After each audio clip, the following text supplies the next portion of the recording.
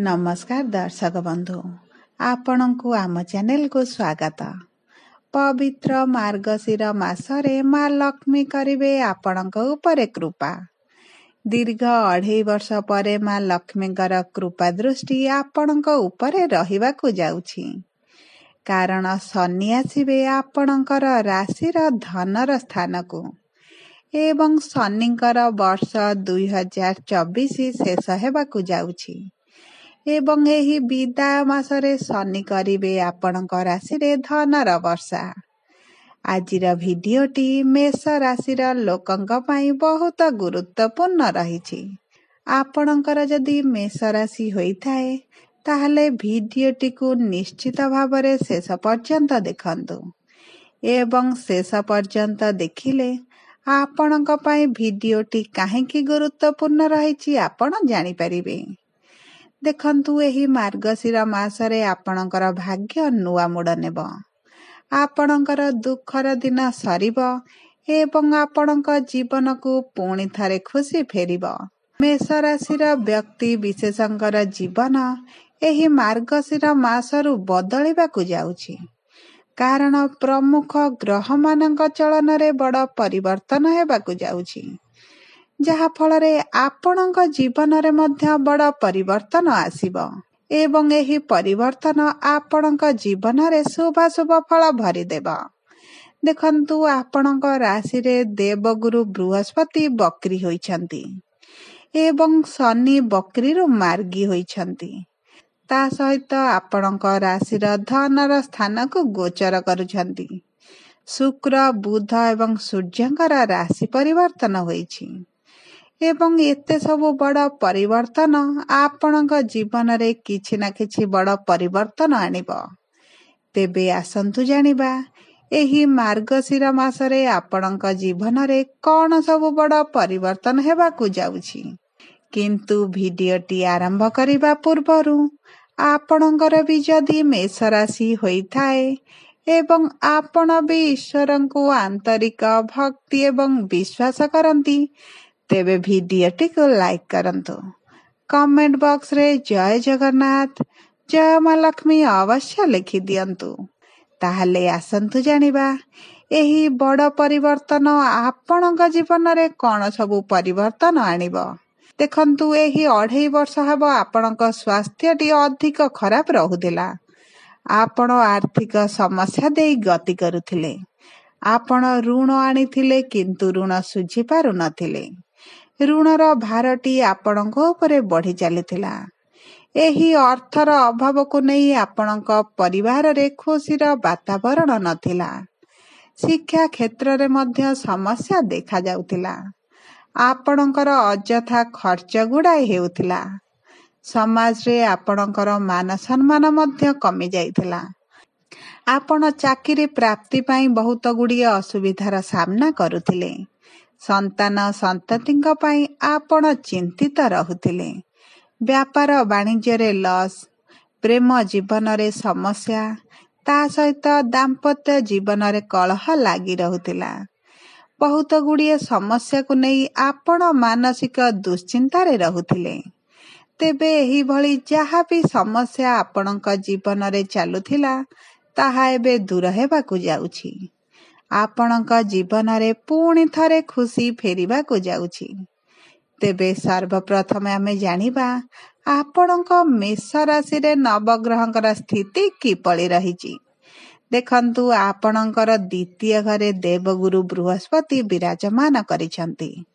चतुर्थ घरे मंगल, षष्ठ घरे केतु, सप्तम घरे बुध एवं सूर्य, अष्टम घरे शुक्र, एकादश घरे शनि एवं द्वादश घरे राहु विराजमान करिसंती। जहा फलरे एही गृह गुड़िकरे सेमानंकर प्रभाव अधिक रहिबो। देखंतु आपणଙ୍କର केंद्र रे मंगल बुध एवं सूर्य विराजमान करिसंती। जहा फलरे सेमानंकर प्रभाव टिके अधिका रहिबो एवं गुरु शुक्र एवं शनि आपणଙ୍କ मूल त्रिकोण रे विराजमान करिसंती। जहा फलरे सेमानंकर स्थिति सेही घरे भल स्थिति रे रहिछि। ଦେଖନ୍ତୁ, ଦେବଗୁରୁ ବୃହସ୍ପତି ଆପଣଙ୍କର ଦ୍ୱିତୀୟ ଘରେ ରହି ଆପଣଙ୍କର ଇନକମ୍ ଉପରେ ଅଧିକ ପ୍ରଭାବ ପକାଇବେ।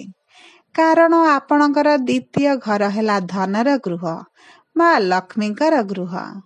ଏହି ଗୃହରେ ଦେବଗୁରୁ ବିରାଜମାନ ହୋଇ ଆପଣଙ୍କ କର୍ମକ୍ଷେତ୍ରରେ ଆପଣଙ୍କୁ ସଫଳତା ଦେବେ। ଯଦି ଆପଣଙ୍କର ଚାକିରି ମିଳିବାରେ ସମସ୍ୟା ଆସୁଥିଲା ତାହା ମଧ୍ୟ ଦୂର କରିବେ। ଆପଣ ଏହି ମାର୍ଗଶିର ମାସରେ ଋଣ ଶୁଝିବା ପାଇଁ ସକ୍ଷମ ହେବେ।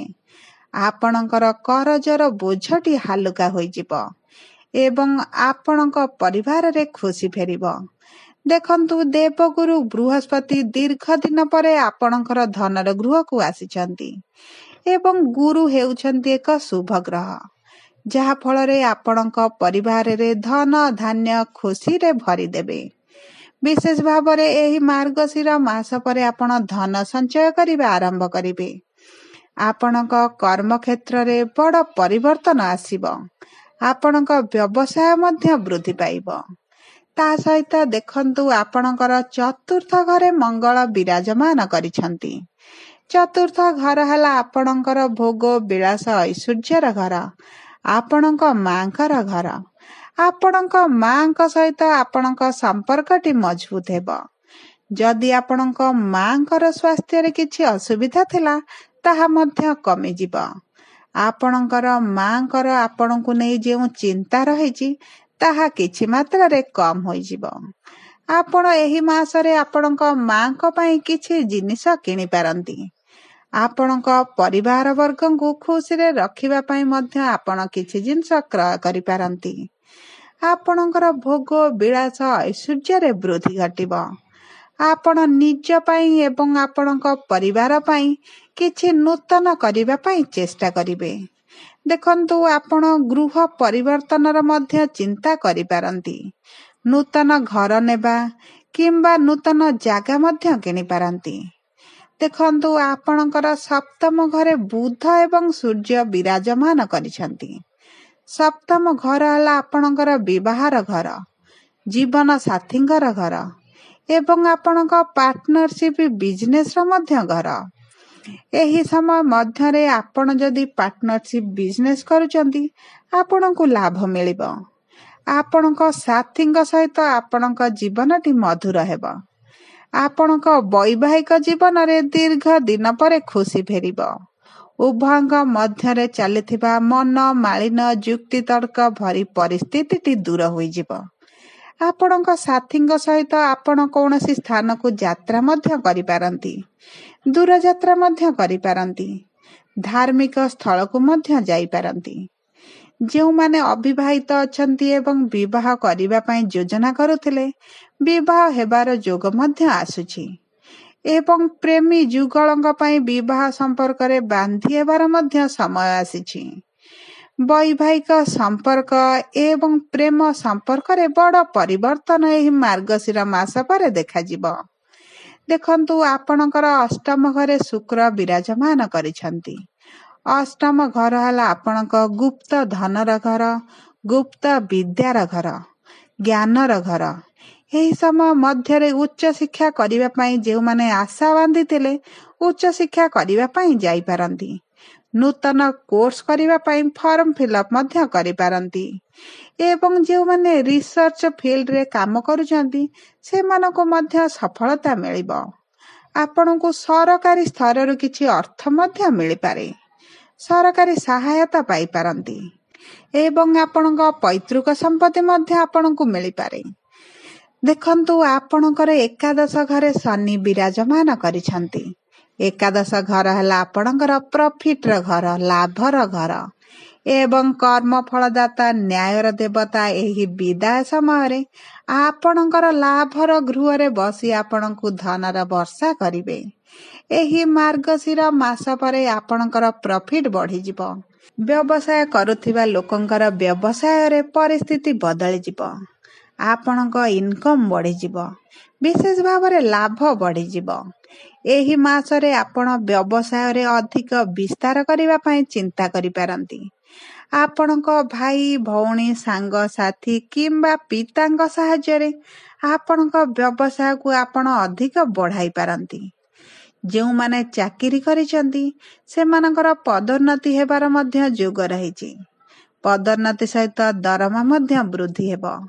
ଆପଣଙ୍କର ମାନ ସମ୍ମାନ ପ୍ରତିଷ୍ଠାରେ ବୃଦ୍ଧି ଘଟିବ। ଆପଣ ଏହି ମାସରେ ଆପଣଙ୍କ ଶତ୍ରୁଙ୍କୁ ପରାଜିତ କରି ଆଗକୁ ବଢ଼ି ଚାଲିବେ। ଆପଣଙ୍କ କର୍ମକ୍ଷେତ୍ରରେ ଶନି ବିଶେଷ ଭାବରେ ପ୍ରଭାବ ପକାଇବେ ଏବଂ ଯାହା ସବୁ ଅସଜଡ଼ା ଥିଲା ତାହାକୁ ସୁଧାରିକି ଯିବେ। ଦେଖନ୍ତୁ, ମୋଟାମୋଟି ଭାବରେ ଆପଣଙ୍କର ଏହି ମାର୍ଗଶିର ମାସଟି ବହୁତ ଭଲରେ ଯିବ। ଦେଖନ୍ତୁ, ଯଦି ଆପଣଙ୍କୁ ଆମ ଭିଡ଼ିଓଟି ପସନ୍ଦ ଆସିଥାଏ ଭିଡ଼ିଓଟିକୁ ଲାଇକ୍ କରନ୍ତୁ। କମେଣ୍ଟ ବକ୍ସରେ ଜୟ ଜଗନ୍ନାଥ ଜୟ ମା ଲକ୍ଷ୍ମୀ ଅବଶ୍ୟ ଲେଖିଦିଅନ୍ତୁ। ଯଦି ପ୍ରଥମ ଥର ଆମ ଚ୍ୟାନେଲକୁ ଆସିଛନ୍ତି ଚ୍ୟାନେଲଟିକୁ ସବସ୍କ୍ରାଇବ୍ କରନ୍ତୁ। ପାଖରେ ଥିବା ବେଲ୍ ଆଇକନକୁ ପ୍ରେସ୍ କରନ୍ତୁ। ଧନ୍ୟବାଦ।